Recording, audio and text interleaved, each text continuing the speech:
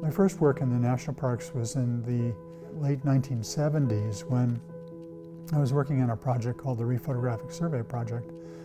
And the ideal behind that project was to go back to the precise locations of where 19th century photographs were taken in the American West.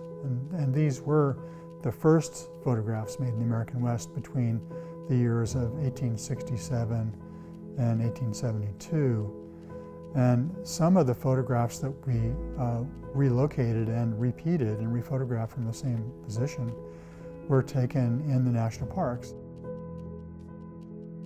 There was a small group of people coming out of the East, sort of the elite, educated journalists, artists, writers who started seeing this landscape as something that was unique to America that needed to be preserved. But how to bring that story back?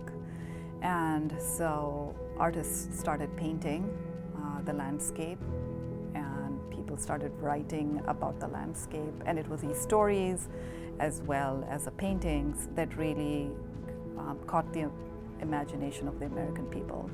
And it was these sort of stories as well as visuals that allowed for Congress to understand what was out there and what needed to be preserved. I am photographing with the daguerreotype process. It's reflective. It's known as a mirror with a memory. People believe that if you hold up this mirror, it will remember you and it will remember your lightness. So it became very poetic at the beginning of photography. So with that idea, I wanted to see myself in my photograph. I want other people to see themselves.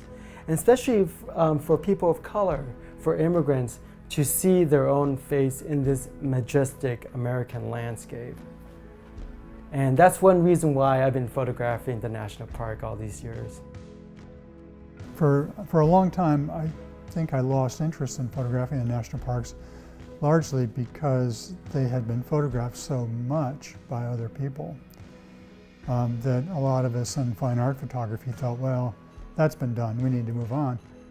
I started a project in 2007 with former student and now colleague Byron Wolf, that he and I began to work in the Grand Canyon, re-looking or rethinking the historic images made in the Grand Canyon from the 19th century to the mid-20th century.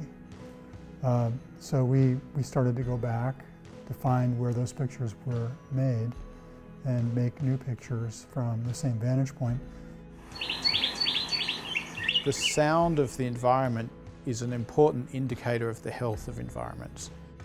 And that by working with the community and having community volunteers, citizen scientists if you like, who we give these little recorders to, and they go out and they make recordings at the same location in the national park every month. And so slowly we're building up a database of the history of the sound of those locations. So we started doing that in national parks because of course national parks are pristine landscapes that are protected by the nation because we see them as being critical habitat and critical examples of those landscapes. And of course, apart from that, they're extraordinarily beautiful places to go and sit and quietly listen.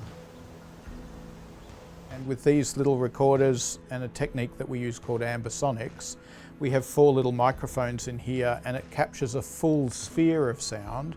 And so that's one thing, and then we realized, well, we could pair that with virtual reality and take panoramic images at those locations and then create the sense of really being there. So as you look around, the virtual reality is generating what you see, but also what you hear from that perspective.